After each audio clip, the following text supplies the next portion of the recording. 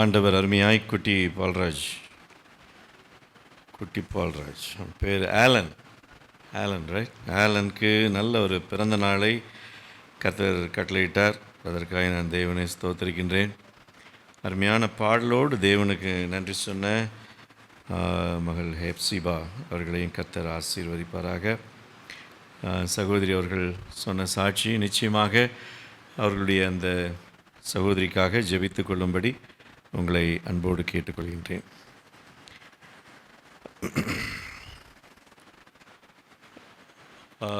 Elder Selvan அவர்கள் நம்ம மத்தியில் இருக்கிறார்கள். அவர்களை திருச்சபையின் சார்பாக அன்போடு நான் வரவேற்கின்றேன். மனிதனுடைய குணங்கள், ஒரு மனிதன் அப்படின்னா அந்த மனிதனுக்கு ஆண்டவர் கண், காது, மூக்கு, இப்படி கை, கால்கள், அவற்றுக்குள் அநேக உறுப்புகள் இதெல்லாம் செஞ்சுட்டு ஒரு மெஷின் இல்லாம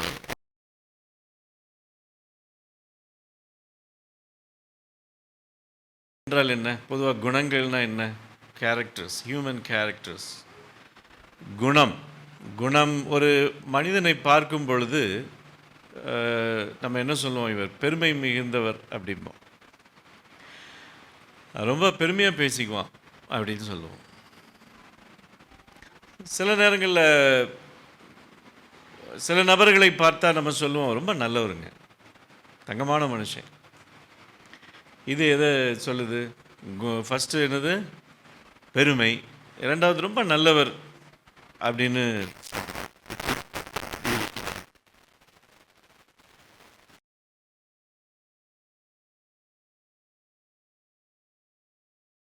ஓகே, வேறு என்னெல்லாம் ஹியூமன் கேரக்டர்ஸ் இருக்குது? ஆல்வின், என்ன குணங்கள்ல என்ன இருக்குது? என்னம்மா? மொத்த அடக்க குணம், அது தாழ்மை, அடக்க குணம். வேறு நல்ல குணங்கள்லாம் இருக்குது. எதிர்மறையான குணங்கள், அன்பு, துஷ்டன், ரொம்ப மோசமானவங்க, அவன்கிட்ட போகாதீங்க அப்படிம்பாங்க, துஷ்டன். வேறு கேரக்டர்ஸ்லாம் இல்லையா? நீங்கள் சைக்காலஜி படித்தீங்கன்னா நம்மளாம் என்னென்ன கேரக்டர்னு ஈஸியாக கண்டுபிடிச்சிடலாம். கோபம், சிஸ்டர் நீங்கள் சைக்காலஜி படிக்கிறீங்க என்ன? கோபம் என்கிறது ஒரு குணம். அவன்கிட்ட போகாதீங்க, அவன் கோவக்காரன், பட்டுன்னு எதையா தூக்கி அடிச்சிருவான் அப்படிம்பாங்க. கோபம், அவ்வளோதானே. பொறுமை, ஒரு நல்ல குணம் அது இல்லையா? பொதுவாக குணங்கள் அப்படின்னாலே இந்த பொறுமை, தாழ்மை, இரக்கம், நல்லவன் அல்லது என்னது ஹம்பிள்னஸ், இதெல்லாமே கூட. இந்த கோபம் இதெல்லாம் எதில் வரும் அப்படின்னா எதிர்மறை குணங்களில் வரும் இல்லையா? பெருமை, கோபம், வேறு என்னது, சண்டையிடுதல். ஸோ இதெல்லாமே எதிர்மறை குணங்களில் வரும். சரி, நாம் இன்னைக்கு நம்முடைய வேதாந்தம்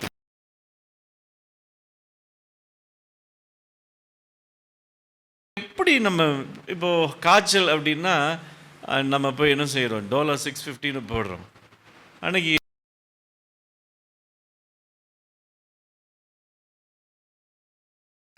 B12 அது எதுக்கு போடுறாங்க? அது எதுக்கு போடுறாங்க? நரம்புக்கா? ஏதோ ஒன்று உடம்புல B12 போட்டால் ஸ்ட்ராங்காக இருக்குது, நிறைய பேர் போடுறாங்க. அது இந்தியாவில் B12னா அதிகம் போடுறாங்க, மற்ற கருத்தில் அது போட மாட்டாங்க அப்படின்னு அது ஒரு பேச்சு. சரி சரி,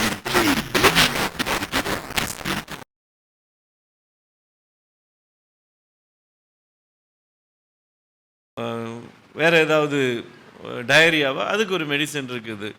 ஏதோ எல்லாத்துக்குமே இருக்குது. கொரோனாக்கே ஒரு மெடிசன் இருக்குது அப்படின்னா பாருங்களேன். அதுக்கு ஒரு நிலவேம்பு கஷாயம் அப்படின்னு ஒன்று கொடுப்பாங்க, பப்பாளி இலையை அவிச்சு குடிங்கம்பாங்க. ஏதோ ஒன்று. எங்க இந்த கேரக்டருக்கு என்னங்க மெடிசன்? குணங்களை எப்படி கட்டுப்படுத்துவது? சரீர சுகவீனம் அப்படின்னா அதுக்கு மெடிசன் இருக்குது, சந்தோஷம். குணங்களுக்கு மெடிசன் இருக்குதா? அப்படி யாராவது கேள்விப்பட்டிருக்கீங்களா?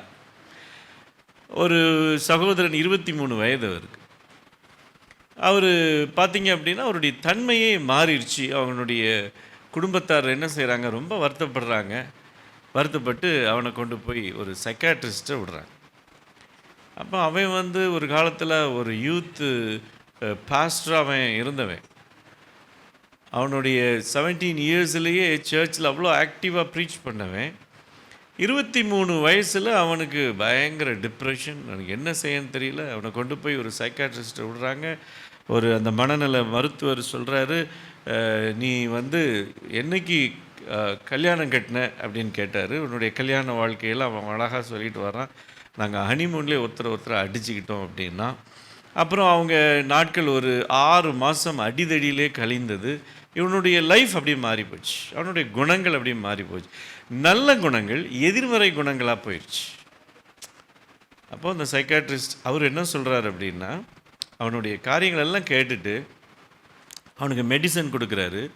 என்ன மெடிசன் அப்படின்னா, அப்படியே ட்ரௌசியாகவே இருக்கிற மாதிரி, எதிர்மறை குணங்கள் வேலை செய்யாத அளவுக்கு சில மெடிசன்ஸ் என்ன செய்யுது இருக்குது.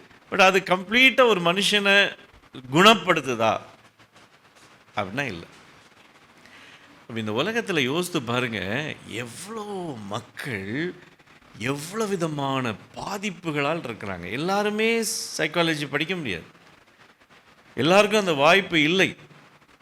ஒருவேளை நம்ம வேதத்தை படித்த நமக்கே இங்கே யாராவது நான் கோபப்படுறதே இல்லைன்னு சொல்ல முடியுமா? அப்படி நம்மளால் சொல்ல முடியல இல்லையா? ஏன்னா பைபிளே நிறைய கோபங்கள் இருக்கிறது. அப்போ ஒரு ஒரு ஒரு ஆலயத்தை கட்டுறாங்க. லண்டன் மாநகரத்தில் இருக்கக்கூடிய அந்த ராணி விக்டோரியா மகாராணி செல்லக்கூடிய அந்த ஆலயத்தை புதுப்பிக்கிறாங்க. இப்போ புதுப்பிக்கிற அந்த 2 பேரை நீங்கள் மனசில் வச்சுக்கணும். மைக்கேல் ஏஞ்சலோ, அவர் வந்து த பெஸ்ட் பெயிண்டர். அவர் அப்படி அந்த மிக்ஸ் பண்ணி அப்படி பெயிண்ட் பண்ணால் அது காலகாலத்துக்கு அப்படி இருக்கும், அவ்வளோ அழகாக இருக்கும். அது பார்க்கவே ரொம்ப அழகாக இருக்கும்.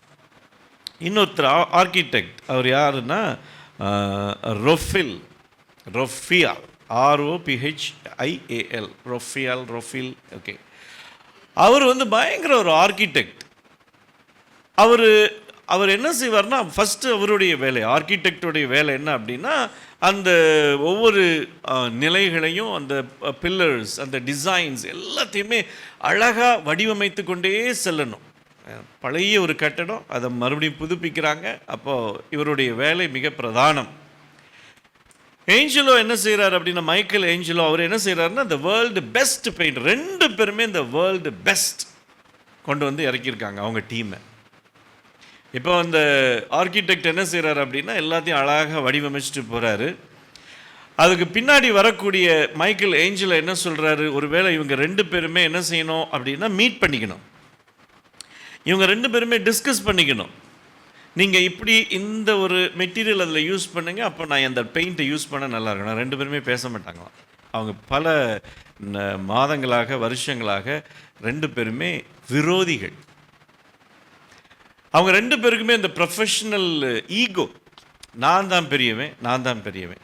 ஆனால் வேறு வழி இல்லாமல் அந்த நிர்வாகம் என்ன செய்தது அப்படின்னா, இந்த 2 பேரையும் என்ன பெஸ்ட், வேர்ல்டு பெஸ்ட்டாக இருக்கிறாங்க, இவங்கள்ட்ட இந்த வேலையை கொடுத்தா இந்த கத்தீட்ரல் ரொம்ப அழகாக இருக்கும், பியூட்டிஃபுல்லாக இருக்கும் அப்படின்னு சொல்லி அவங்கள கொண்டு வந்து இறக்கியிருக்காங்க அந்த டீமை. ஆனால் அந்த டீம் 2ம் ஒன்றுக்கு ஒன்று பேசிக்க எப்படி இருந்திருக்கோன்னு யோசித்து பாருங்கள். அப்போது இவர் ஆர்கிடெக்ட் என்னென்னலாம் பண்ணிட்டு போகிறாரோ, பின்னாடி மைக்கேல் ஏஞ்சல் என்ன செய்வாரா, அது சரியாக வரல அப்படின்னு நிர்வாகத்திட்ட போய். அப்போ இந்த நிர்வாகத்தில் ஒரு ப்ரீஸ்ட் ஒருத்தர் இருந்தான். அந்த ப்ரீஸ்ட் 2 பேரையும் கூப்பிட்டாராம். நீங்கள் 2 பேருமே எங்கே வேலை செய்கிறீங்கன்னு கேட்டாராம். Church, cathedral. நீங்கள் உங்களுடைய திறமையை, தாளந்துகளை யாருக்காக செலவு பண்ணுறீங்க அப்படின்னு கேட்டாராம். கடவுளுக்காக, for the glory of God அப்படின்னாங்களா 2 பேரும். இப்படி 2 பேருமே அடிச்சுக்கிட்டிங்கன்னா எப்படி இந்த கத்தீட்ரல் நிறைவடையும் அப்படின்னோடனே அந்த 2 பேரும் அந்த நேரத்தில் ரியலைஸ் பண்ணாங்களாம். சாரி சொல்லி ஒருத்தருக்கு ஒருத்தர் கரங்களை கொடுத்து, அதுக்கப்புறம் அந்த கத்தீட்ரலை அவ்வளோ அழகாக டிசைன் பண்ணாங்க அப்படின்னு ஒரு ஸ்டோரி அந்த கத்தீட்ரல் மேலே உண்டு. சில நேரங்களில் இந்த சின்ன ஒரு வடு அல்லது ஒரு கோபம் அல்லது ஒரு காயம் எங்கேயாவது ஏதோ ஒரு காரணத்தினால நடந்த காரணத்தினால் அது என்ன செய்யும் அப்படின்னா, ஒரு மனிதனை எந்த அளவுக்கு பாதிக்கின்றது என்பதை நம்ம என்ன செய்யலாம் அப்படின்னா கவனிக்கலாம். இன்னொரு சம்பவத்தையும் நான் பார்த்தேன். என்ன அப்படின்னா, வின்ஸ்டன் சர்ச்சில், லேடி ஆஸ்டர், இவங்க 2 பேருமே எதிர் எதிர் அணியை சார்ந்தவர்கள். வின்ஸ்டன் சர்ச்சிலும் லேடி ஆஸ்டர் அப்படின்னு சொல்லக்கூடிய அந்த சகோதரியும், இவங்க ஒவ்வொரு அரசியல் மேடைகளிலும் ஒருத்தரை ஒருத்தர் ரொம்ப கனிவாக தாக்கிக்குவாங்க. நம்ம அசிங்கமாக பேச மாட்டாங்க. உங்களுக்கு தெரியும் இல்லையா, வெளிநாடுகளில் அவங்கெல்லாம் கொஞ்சம் டீசெண்டாக தாக்குவாங்க. ஆனால் கொஞ்சம் பயங்கரமாக தான் இருக்கும். ஆனால் நேருக்கு நேராக அப்படி ஹர்ட் பண்ண மாட்டாங்க, ரொம்ப ஜென்டிலாக ஹர்ட் பண்ணுவாங்க. அப்போ அந்த அம்மா சொல்லிச்சான் ஒரு மேடையில், நீ என் கணவனாக இருந்திருந்தாலும் நான் உன்னுடைய டீயில் விஷத்தை கலந்து உன்னை கொன்றிருப்பேன் என்று அந்த கோபத்தை உச்சத்தை என்ன செய்கிறாங்க அந்த சகோதரி அந்த அரசியல் மேடையில் பேசுகிறாங்க. அதுக்கு வின்ஸ்டன் சர்ச்சில் கொடுத்த பதில் பாருங்கள். மேடம், நான் உங்கள் கணவனாக இருந்திருந்தால் உண்மையிலேயே அந்த டீயை நான் சந்தோஷமாய் குடித்திருப்பேன் அப்படின்னு சொன்னாராம். இது இன்றைக்கும் அந்த வரலாற்றில் இருக்குது. ஏன் அப்படின்னா, அந்த அம்மா ஆக்ரோஷத்தில் சொல்கிறாங்க. இது அந்த ஆக்ரோஷத்தை இவர் என்ன செய்கிறாரு, ஜென்டில் எல்லோரும் சிரிக்கும்படியாக அவருடைய ஜென்டில்னஸ் என்ன செய்கிறாரு அதில் காட்டுறார். உண்மையிலேயே நான் உங்களுக்கு கணவனாக இருந்திருந்தால் நான் இந்த டீ என்ன செஞ்சுருப்பேன், சந்தோஷமாய் குடித்திருப்பேன் அப்படின்னு அவர் சொன்னாராம். சில நேரங்களில் நம்முடைய வாழ்க்கையை புரட்டி போடுவது கோபம். ஒவ்வொரு மனிதனுக்கும் அந்த குணம் உண்டு. இந்த கோபம் என்ன செய்யும் அப்படின்னா, அந்த கோபம் வளரக்கூடியது. அந்த கோபம் என்ன செய்யும், அடுத்தது வெறுப்பை என்ன செய்யும் கொண்டு வரும். கோபம், முதல்ல கோபம், அதன் பிறகு வெறுப்பு, அதன் பிறகு விரோதம். சார், கோபம் சின்ன கோபம் தான், டக்குன்னு ஏதோ ஒரு விஷயத்தில் கோபப்படுறோம். அப்போ அந்த கோபம் எங்கே இருக்குது அப்படின்னா, நமக்குள் வேர் விடுகிறதாய் இருக்கிறது. வேர் விட்டுருச்சு. அந்த கோபம் நமக்குள் வேர் விடும் பொழுது அது வெறுப்பை என்ன செய்யும் கொண்டு வரும். அதுக்கப்புறம் அந்த மைக்கேல் ஏஞ்சலோவும் அந்த ராஃபேல் அவர் 2 பேரும் உள்ளுக்குள்ளே என்ன வச்சுருக்கிறாங்க அப்படின்னா, ஒருத்தருக்கு மேல் ஒருத்தர் கோபம், அது வெறுப்பாய் மாறுகிறது. அதன் பிறகு விரோதம் அப்படிங்கிற ஒரு நிலைக்கு அது தள்ளப்படுகிறது. அதனால ஒருவரை ஒருவர் என்ன செய்கிறாங்க அப்படின்னா குற்றம் சாட்டி கொள்கிறார்கள். அது நிர்வாகத்துக்கு போகுது அந்த குற்றம். ஸோ ஒரு கோபம் என்பதை ஒரு மனிதன் அந்த நம்முடைய வேதத்தின்படி சூரியன் அஸ்தமிக்கிறதுக்குள் அதை சரி செய்யவில்லை என்று சொன்னால் அது டக்குன்னு ராத்திரி என்ன செய்யுது, வேர் விடுகிறது. வெறுப்பை அது என்ன செய்கிறது, உண்டாக்குகிறது. அந்த வெறுப்பு என்ன செய்கிறது என்றால் விரோதம். வெறுப்பு ஒரு பக்கம், அதுக்கப்புறம் என்ன செய்யுது, விரோதம். அப்படி யாருக்காவது நமக்கு அந்த அனுபவம் உண்டா? கோபம், கோபத்திற்கு பிறகு வெறுப்பு, வெறுப்புக்கு பிறகு விரோதம். விரோதம் என்பது எந்த நிலைக்கும் செல்லும், கொலைக்கு கூட அது செல்லும். அதுதான் ஆபத்தான ஒரு ஸ்டேஜ். ஒரு கோபத்துடைய ஒரு விளைவு என்ன அப்படின்னா விரோதம். அது எந்த நிலைக்கும் அது செல்லும். தன் நிலையை அது மறந்துவிடும். எந்த நேரத்திலும் எதையும் செய்வதற்கான ஒரு மைண்ட் செட் என்ன செய்யும் அப்படின்னா இந்த மனுஷனுக்கு வந்துடும். அதனால தான் கோபம் என்பது மிக மிக அதை கண்ட்ரோல்குள்ளே வைக்க வேண்டிய அனுபவம் உண்டு. நமக்கு 2 விதமான ஒரு கோபம். ஒரு கோபம் என்ன அப்படின்னா அட்டாக். யாராவது நம்மளை ஒரு வேளை ஆஃபீஸில் ஏதாவது நம்மளை சொல்லிட்டாங்க அப்படின்னா நம்ம என்ன செய்கிறோம் அப்படின்னா அட்டாக் பண்ணுறோம். அட்டாக்னா என்னது, மெஷின் கன்.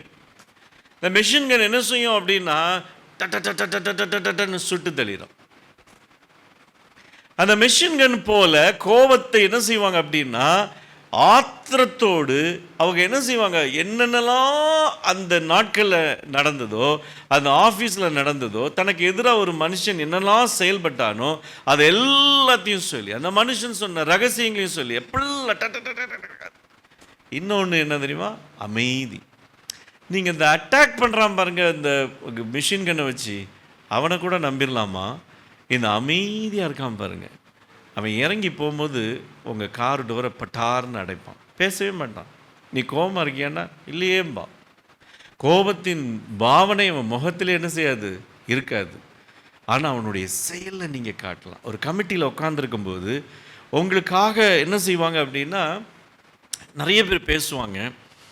அந்த அந்த நபர் பர்டிகுலர் அந்த நபர் ஒரு வேலை இருந்துச்சுன்னா உங்களுடைய ப்ரமோஷன், உங்களுக்கு ஏதாவது ஒரு காரியம் நல்ல காரியம் நடக்கணும், அந்த இடத்துல இருந்துக்கிட்டு தன்னால் முயன்ற காரியங்களை என்ன செய்யும் சொல்லி அந்த நல்ல காரியத்தை தடுப்பான். ஆனால் வெளியவே தெரியாது. பேசிக்குவாங்க, உன் மேலே அந்த ஆளுக்கு என்ன அவ்வளோ கோவம் அப்படிம்பாங்க. ஏன் என்னாச்சு? கமிட்டியில் உனக்கு நடக்க வேண்டிய நற்காரியங்களுக்கு தடையாக இருந்தவனே அவன் தான், அவனுடைய ப்ரமோஷனை கெடுத்தவனே அவன் தான்பாங்க. அடப்பாமே, நல்லா தனியாக பேசிக்கிட்டு இருக்கான், நல்லா தனியாக பழகிட்டு இருக்கான்.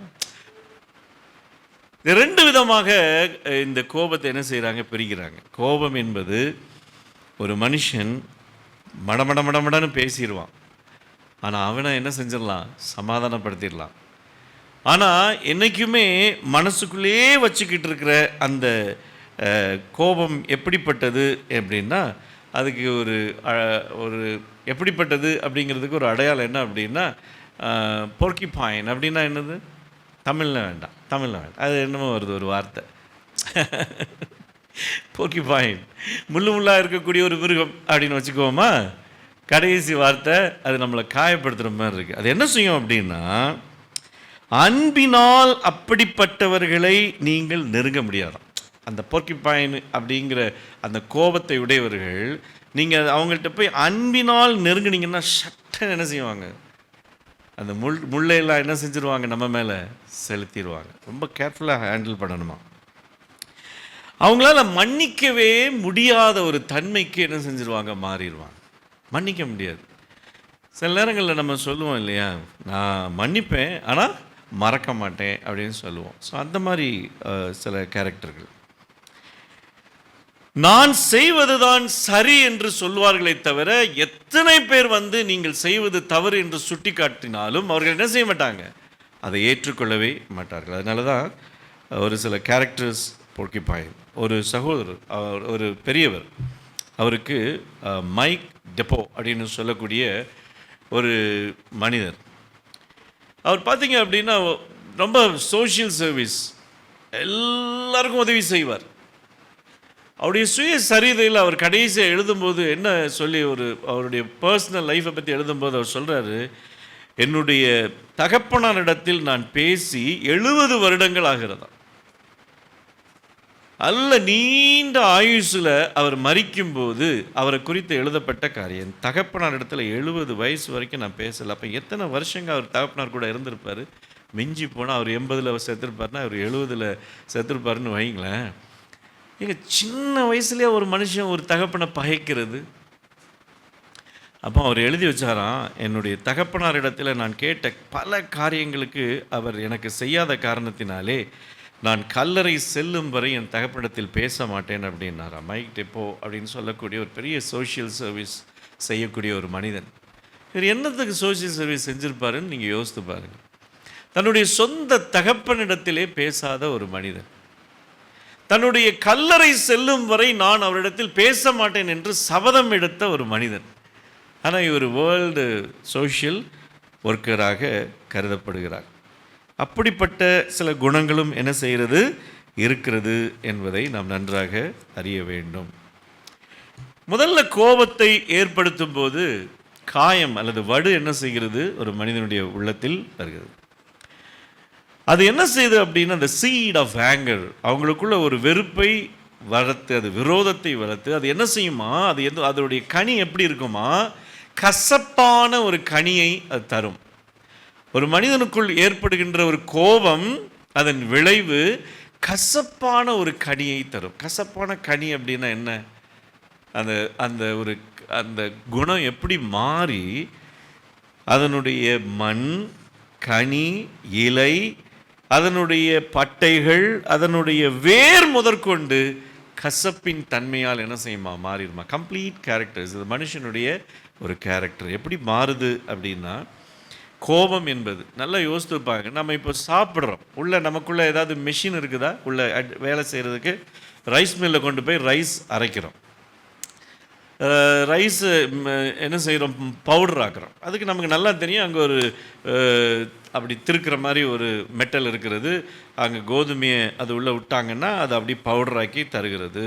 சார் நமக்கு எப்படிங்க, நமக்கு மிஷின் இருக்குதா, உள்ளே எதுவும் இரும்பு சம்மந்தப்பட்ட இது இருக்குதா? இல்லை, சில சுரப்பிகள் சுரக்கின்றது. அது என்ன செய்யுது அப்படின்னா, எப்பேற்பட்ட சிக்கனையும் அல்லது நல்ல பீஃப் ரோஸ்ட்டையும் அது என்ன செய்யுது அப்படின்னா, அப்படியே மெல்ட் ஆக்கி அதை இது எவ்வளோ பயங்கரமான உடம்பு நம்ம உடம்புன்னு பாருங்கள். எல்லாமே சுரப்பிகளால் செய்யப்பட்டது. அதை சுரப்பின்னு சொல்கிறோமா, வேறு ஏதாவது வார்த்தை இருக்கா? டாக்டர்ஸ் சுரப்பி அல்லது என்ன சொல்லுவாங்க சில. ஓகே, நம்ம அவ்வளோ டாக்டர் மாதிரி படித்ததில்லை. நம்ம புரிஞ்சா சரி உங்களுக்கு. சுரப்பிகள், சில சுரப்பிகள் அது சுரந்து அது என்ன அப்படின்னா நம்மளுடைய உணவுப் பொருளை என்ன செய்யுது அப்படி கம்ப்ளீட்டாக. ஸோ நம்ம பாடி கம்ப்ளீட்டாக சுரப்பிகளால் ஆனது. நீங்கள் கோபப்பட்டால் அந்த எமோஷன்ஸ், அந்த விதமான சுரப்பிகள் நம்ம என்ன செய்யும், அந்த கசப்பான சுரப்பிகள் நம்முடைய பாடியில் இருக்கக்கூடிய நற்பண்புகளுக்கு எதிரடையாக அது செயல்படும். ரொம்ப கேர்ஃபுல்லாக இருக்கணும். அதனால தான் கோவப்படுறது ரொம்ப கேர்ஃபுல்லாக இருக்கணும். பெருமை அது ஒரு மோசமான இது கேரக்டர் இல்லையா? அவநம்பிக்கை அது ஒரு மோசமான கேரக்டர். இந்த கேரக்டர்லாம் உள்ளே விடக்கூடாதுங்க, நம்ம பாடிக்குள்ளே விடக்கூடாது. விட்டுட்டோம் அப்படின்னா அது மிகப்பெரிய ஒரு ஆபத்து இல்லையா? அதனால் ஒரு மனிதனுடைய சமாதானம் பாதிக்கப்படுகிறது. அந்த பீஸ், ஒரு மனிதன் சமாதானத்தை இழக்கிறாங்க. எப்படி இருக்கும் யோசித்து பாருங்க. இவ்வளோ சமாதானமாய் இருந்த ஒரு மனிதன் அவன் கோபப்படும் பொழுது அது வெறுப்பாய் மாறி விரோதமாய் மாறி அது கசப்பான கனியை தரும் பொழுது அந்த மனிதனுடைய வாழ்க்கை எப்படி இருக்கும் அப்படின்னா சமாதானத்தை இழக்கக்கூடியதாக இருக்கிறது. அதான் அந்த மாதிரி சுரப்பிகள் நம்முடைய பாடிக்குள்ளே மிகப்பெரிய ஒரு பாதிப்பை ஏற்படுகிறது. அதுக்கப்புறம் அவனுடைய வாழ்க்கையை பார்த்தீங்க அப்படின்னா கடவுள் மேலே இருக்கிற நம்பிக்கை போயிருமா. எந்த ஒரு கடவுளை நம்பிக்கொண்டிருந்தாலும் அந்த நம்பிக்கை பெறும், அவநம்பிக்கை பெறும். அவன் தன்னுடைய வலிமையை இழந்து விடுவான். கோபம் வந்துருச்சு அப்படின்னால அவனுடைய ஸ்ட்ரென்த்து வீக் ஆயிடும். அவனுக்கு அவனுடைய பாடி கம்ப்ளீட்டாக என்ன செய்யும், ஒரு பலன் வலிமையை அது இழந்து விடும். ஒருவேளை அவன் உண்மையிலே ஒரு நல்ல ஒரு கிறிஸ்தவ விசுவாசியாக இருந்தால் அவனுடைய விசுவாச வாழ்க்கை கம்ப்ளீட்டாக என்ன செய்யும், ஜீரோவாக மாறிடும். அப்புறம் விசுவாசம் என்கிற ஒரு எண்ணம் அவனுக்குள் இருக்காது. அதனால் ஒரு கோபம் அப்படின்னாலே அது மிகப்பெரிய ஒரு பாதிப்பை நம்முடைய உள்ளத்தில் ஏற்படுத்தி மனிதனை என்ன செய்கிறது அப்படின்னா மிகப்பெரிய ஒரு பாதிப்புக்குள் அவனை தள்ளுகிறது. அவனுடைய விசுவாச வாழ்க்கை கேள்விக்குறியாக மாறுது. அவனுக்குள் சமாதானம் இல்லை. அவனுடைய உள்ளம் சமாதானத்தை இழந்து தவிக்கிறது. அவன் வலிமையை இழக்கின்றான், நம்பிக்கையை இழக்கின்றான். அதுக்கப்புறம் பிறருக்கு அவனுக்கும் பிறருக்கும் இருக்கின்ற தொடர்பு துண்டிக்கப்படுகிறது. ஒரு கோபம் பாருங்கள், சின்ன கோபம் எவ்வளோ பெரிய ஒரு வேர் உள்ளே போய் சில நேரங்களில் நம்ம மரத்தை பார்த்திங்க அப்படின்னா அது வேர் நமக்கு வெளியே தெரியாது. சில நேரங்களில் கடலில் பார்த்தீங்கன்னா அந்த டைட்டானிக் ஷிப் அவங்க இடிக்கும்போது அவங்க அதுக்கு என்ன பேர் ஐஸ்பர்க் இல்லையா, அது கீழே இருக்கிறது மேலே தெரியாது. சிலருடைய வாழ்க்கையில் உள்ளே இருப்பது நமக்கு வெளியே தெரியாது. அது எவ்வளோ தூரம் வேர் விட்டுருக்குது அப்படின்னு நமக்கு தெரியாது. நீதிமொழிகள் ரொம்ப அழகாக சொல்லுவார் பாருங்க. நீதிமொழிகள் புஸ்தகத்தை எடுத்துக்கொள்ளுங்க. நீதிமொழிகள் புஸ்தகத்தில் நீங்கள் படிக்கலாம். 25வது அதிகாரத்தில் 28வது வசனத்தை படிங்க. 25.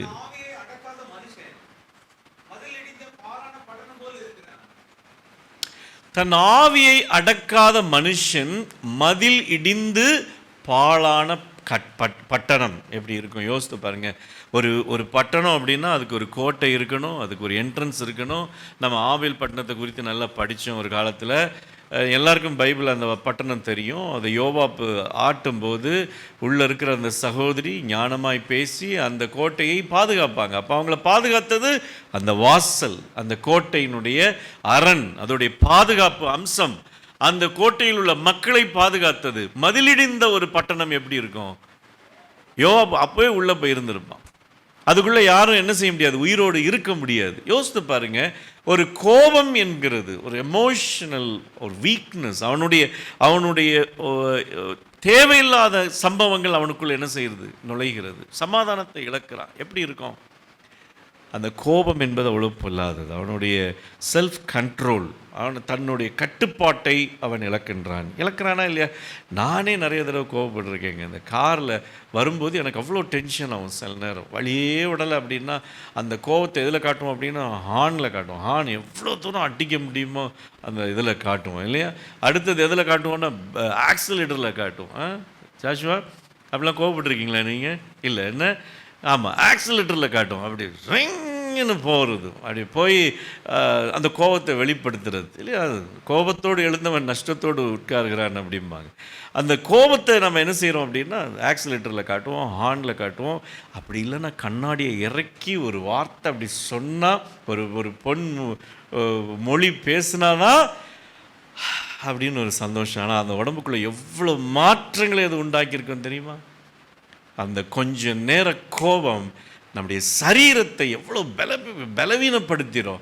ஒரு மனுஷனை அப்படி நம்ம திட்டும்போது அது எவ்வளவு பயங்கரமான விளைவுகளை நமக்குள்ள என்ன செய்யும், உள்ளேயும் ஏற்படுத்தும், வெளியில் அக்கௌண்ட்லேயும் என்ன செய்யும், ஏற்படுத்தும்.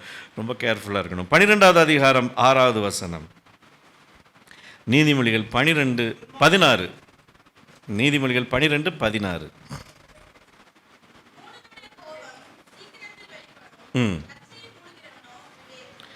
லட்சையை மூடுகிறவனோ விவேகி. மூடனுடைய கோபம் அவன் வச்சுக்கிட்டு என்ன செய்யாது, சும்மா இருக்காது. அது என்னத்தையாவது செஞ்சால் தான் அவனுக்கு அது ஒரு திருப்தி. அதனால் ஆங்கிலத்தில் நீங்கள் பார்க்கலாம், ஃபூல் அப்படின்னு இருக்கும் இல்லையா. மூடனுடைய கோபம் அது ஆபத்தானது. ரொம்ப அது கோபப்படுறது தப்பு. அதுலேயும் ரொம்ப ஆக்ரோஷத்தை ஏற்படுத்தக்கூடிய சில மனதுள்ளவர்கள் கோபப்பட்டால் இந்த மாதிரியான விளைவுகள். நீதிமொழிகள் 16:32. நீதி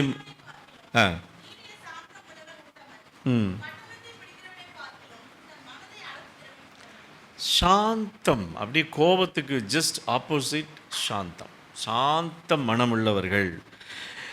காயின் ஆபேல் இந்த 2 பேரும் என்ன செஞ்சாங்க அப்படின்னா ஆண்டவருக்கு பலி செலுத்த போனாங்க. ஆண்டவர் ஆபேலுடைய காணிக்கையை அங்கீகரித்தார். அதை ஏற்றுக்கொண்ட உடனே இங்கு காயின் என்ற அந்த மகனுடைய உள்ளத்திற்குள்ள என்ன வருது அப்படின்னா அந்த கோபம் அப்படியே என்ன செய்யுது, அவனுடைய காரியத்தை கர்த்தர் அங்கீகரித்தாரே, என்னுடைய காணிக்கையை கர்த்தர் அங்கீகரிக்கவில்லையே, கோபம் வந்தது. அதை நம்ம என்ன செய்யறான் அப்படின்னா அதை விட்டுட்டு அப்படியே போய் தள்ளி நின்று ஆபேலுடைய அந்த பலியை பார்க்கின்றான். அவன் மீது ஒரு வெறுப்பு வருகின்றது.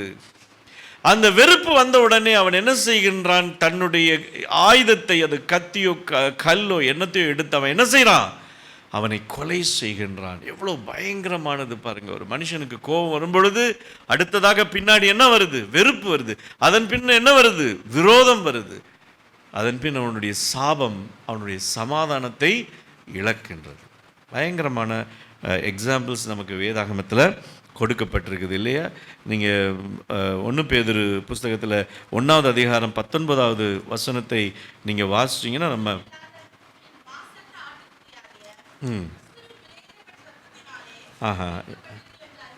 அந்த இது ஸ்லோ டு ஆங்கர், அது என்ன, அந்த 2 பேதுருவா நம்ம ஏற்கனவே படித்தோம், ஞாபகம் இருக்கா?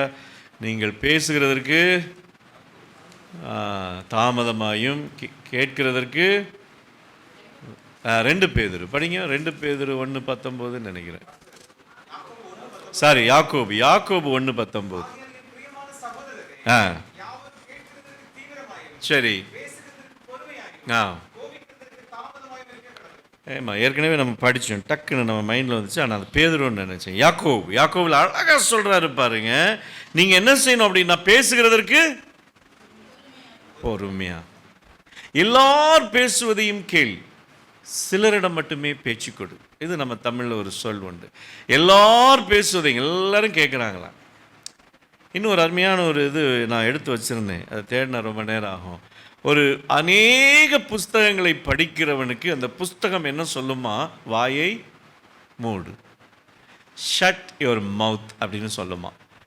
அநேக புஸ்தகங்களை படித்தவனுக்கு அந்த புஸ்தகம் சொல்லி கொடுக்குற வார்த்தை என்ன அப்படின்னா ஷட் யுவர் மவுத், வாயை மூடு. நான் எல்லாம் படிச்சுட்டேன் அப்படின்னு நீ என்ன செய்யாத, சொல்லாத. எனக்கு எல்லாம் தெரியும் அப்படிங்கிறதுனால நீ என்ன செஞ்சிடாத, வாயை திறந்துடாத. மனசுக்குள்ளே இருக்கு, எல்லார் பேசுவதையும் கேள், சிலரிடம் மட்டுமே பேச்சு கொடு, அதை பேசுவதற்கு தாமதமாயும். அடுத்தது கேட்கிறதற்கு தீவிரமாய் இருக்கணும். சரியா, கோபிக்கிறதற்கு தாமதமாக இருக்கணும். நீங்கள் எபேசியர் புஸ்தகத்தை எடுத்துக்கலுங்க. அருமையாக பவுல், அவர் ஒரு பயங்கரமான ஒரு ஆள். இதிலெல்லாம் ஒரு எக்ஸ்பர்ட், ஒரு டாக்டரேட் பண்ணவர். 5வது அதிகாரம் நினைக்கிறேன், 26வது வசனத்தை வாசிப்போம். ஆ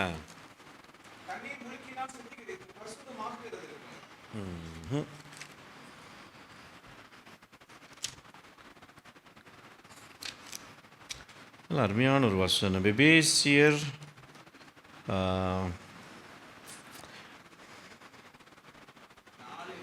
4:26 கரெக்ட்.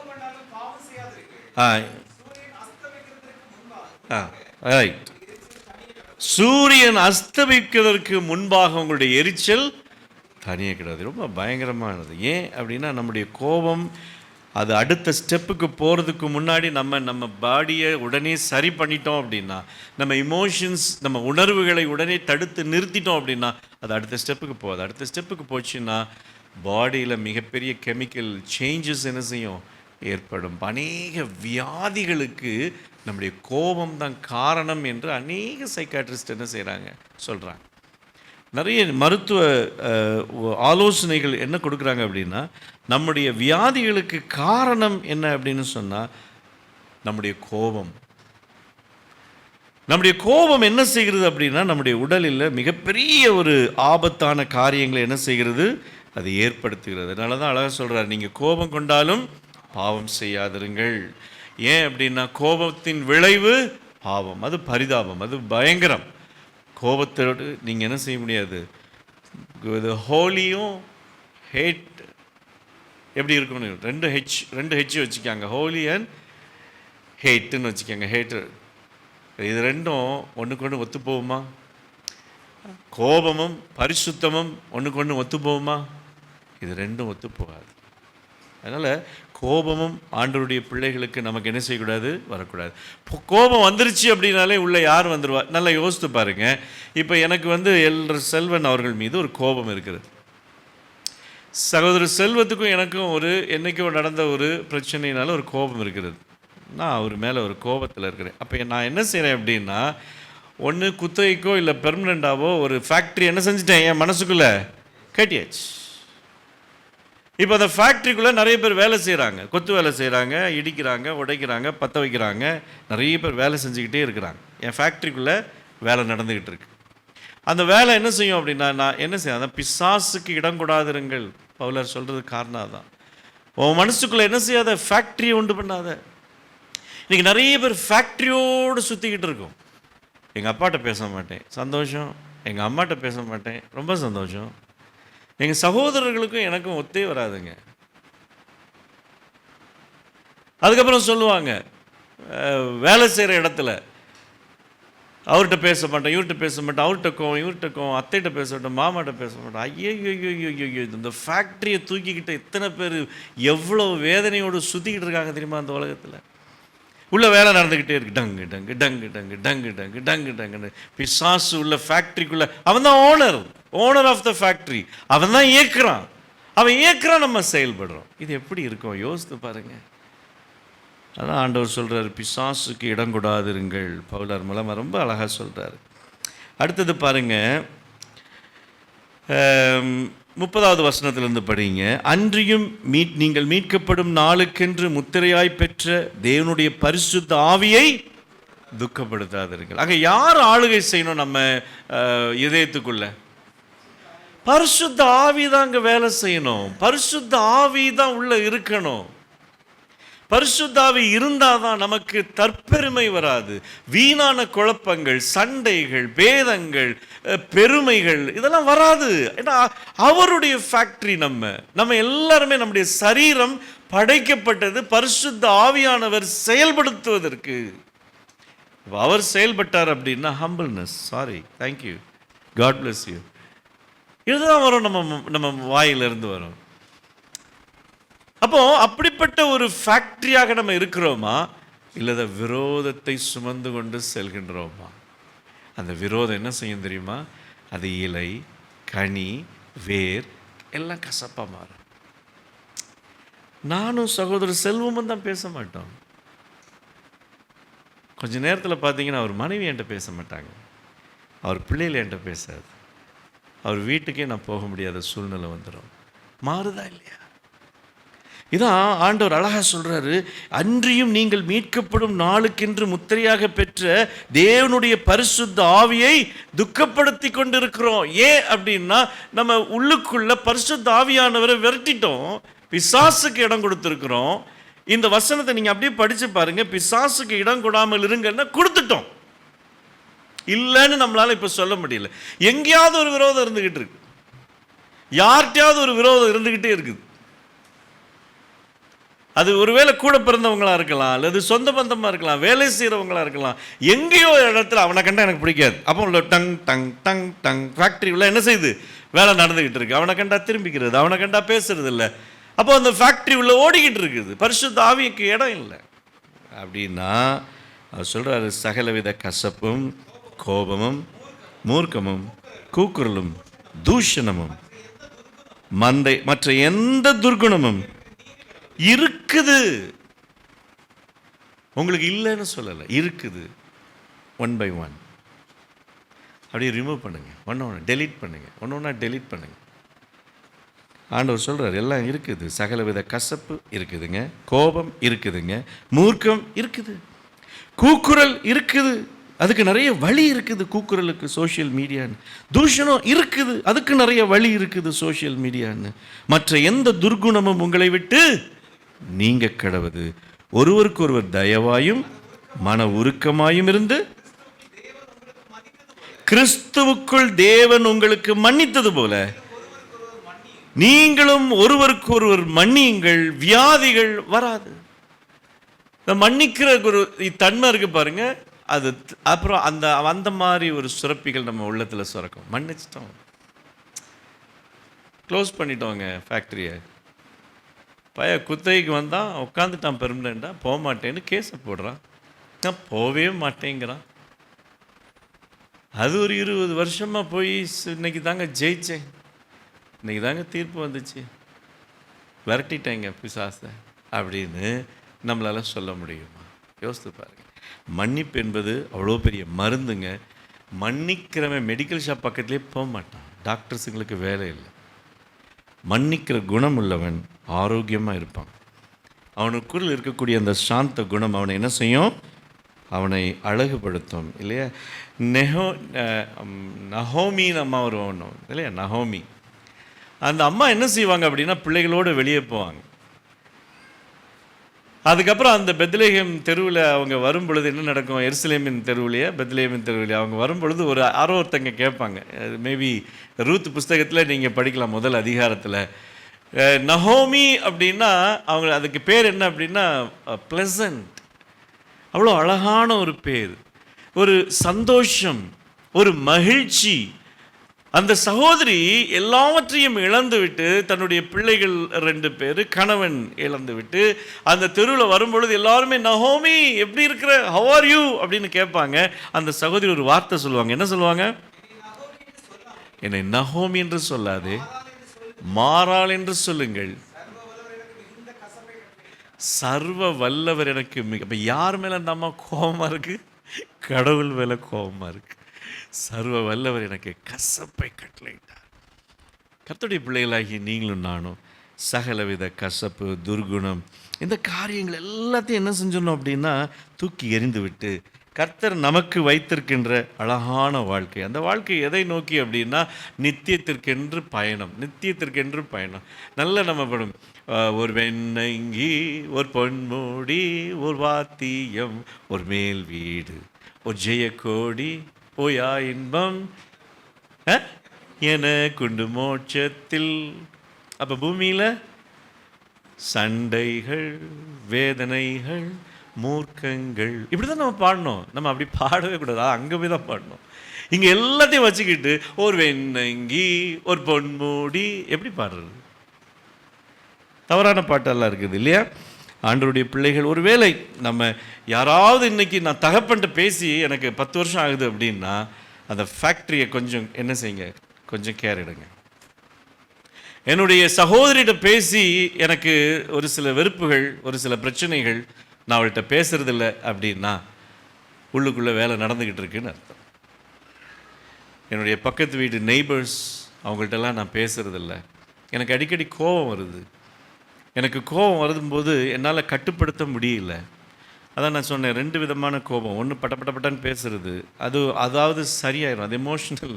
அது டக்குன்னு அந்த வேகம், அந்த உணர்வுகள் தணியும் போது அது சரியாயிரும். அவங்க அப்புறம் எங்கள் ஃப்ராங்க்லின் சாம்ராஜ் டீன் ஒருத்தர் உண்டு இல்லையா, அவர் கோபத்தில் இருந்தாருன்னா முயலுக்கு 3 கால்னா ஆவாங்கணும், இல்லைன்னா பட்டார்னு அடி விழும். அதுக்கப்புறம் சார் 3 கால் தான், 4 கால் அப்படின்னு நம்ம சொன்னோன்னா தான், ஏன்டா அதை முதலே சொல்லலை அப்படின்பார்.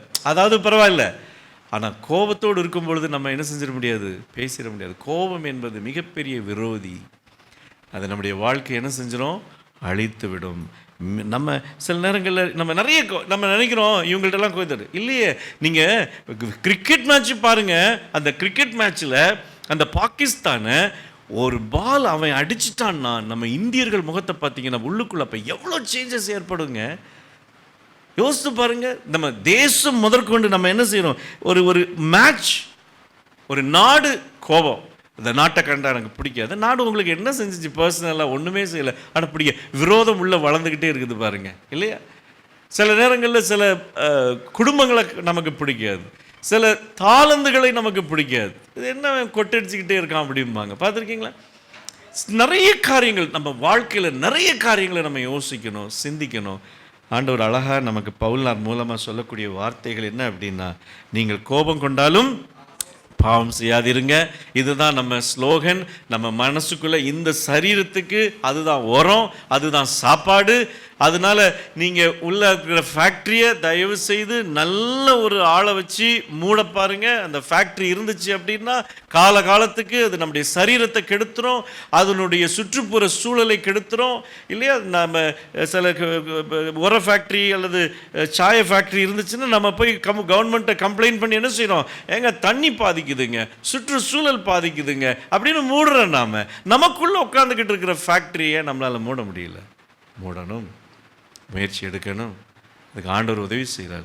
அதுக்கு ஆண்டவர் கொடுக்குற ஒரு சின்ன ஒரு டேப்லெட் என்ன அப்படின்னா, ஃபர்கிவ்னஸ், மன்னி.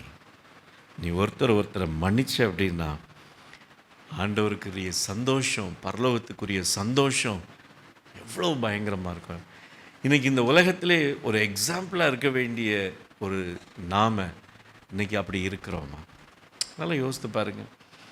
நாம் தான் இன்றைக்கி உலகத்தின் வெளிச்சமாய் கர்த்தர் நம்மை வைத்திருக்கிறார். அதனால் இன்றைக்கு அப்படிப்பட்ட ஒரு நிறைய எக்ஸாம்பிள்ஸ் நமக்கு இருக்குது. கெட்ட குமாரன், அண்ணங்காரன் என்ன செஞ்சிட்டான், நம்ம கெட்ட குமாரன் எந்த பையில படிக்கிறோம், அவன் நல்ல பையில மாறிட்டான். ஆனால் அவன் என்ன செய்கிறான், நல்ல கெட்ட பையில வெளியே நின்றுக்கிட்டு கோபத்துக்கு பார்ட்டிக்குள்ளே வராதபடி இருந்துக்கிட்டு இருக்கிறான். அது மாதிரி நிறைய இருக்குது. அதனுடைய விளைவுகள் ஆபத்தானது என்று வேதம் சுட்டி காட்டுகிறது. அதனால் கர்த்தருடைய பிள்ளைகளாகிய நாம் ஆண்டவருடைய பிள்ளைகள் என்பதற்கு அடையாளம் சாந்தம், மன்னிப்பு, இந்த மாதிரி நல்ல குணங்களை பெற்றுக்கொள்வோம். கர்த்தர் நம்மை ஆசீர்வதிப்பாராக.